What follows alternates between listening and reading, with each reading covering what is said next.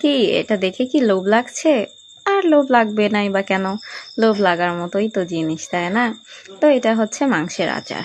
প্রথমে তো আমার ভিডিও করার একদম ইচ্ছা ছিল না, তো পরে ভাবলাম আচ্ছা ঠিক আছে, করেই নেই। তো প্রথমে আমি হচ্ছে মাংসের মধ্যে আদা বাটা, পেঁয়াজ বাটা, রসুন বাটা আর কিছু গুঁড়ো মশলা দিয়ে খুব ভালো করে সেদ্ধ করে নিয়েছিলাম।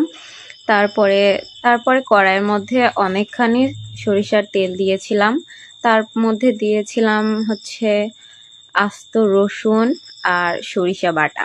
তো এগুলোকে একটু ভালোভাবে তেলের সঙ্গে মিশিয়ে নিয়ে তারপরে আমি মাংসটা দিয়ে দিয়েছিলাম। তো মাংস দেওয়ার পরে নেড়ে চেড়ে দিয়েছিলাম তেঁতুল গোলানো। যেহেতু এটা আচার, একটু টকটক ভাব থাকবেই, ওই জন্য। তারপরে আমি এখানে লেবুর রসও দিয়েছিলাম। তো তারপরে দিয়েছিলাম পাঁচফোড়ন। পাঁচফোড়ন ছাড়া তো মানে যে কোনো আচারই অসম্পূর্ণ, তাই না? তো তারপর পাঁচফোড়ন দিয়েও ভালো করে মাংসের সঙ্গে মিশিয়ে নিয়েছি। আর দেখো মাংসের কালার দেখে জিভে জল চলে আসছে, তাই না? তো যাই হোক, আমার আচার রান্না কিন্তু একদম ডান। তোমরাও বাসায় বানিয়ে খেতে পারো। বাইরে থেকে কিনে আনার কি কোনো প্রশ্ন আছে?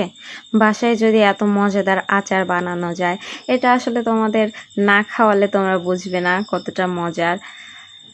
তো তারপরে আমি একটা কাচের বয়ামে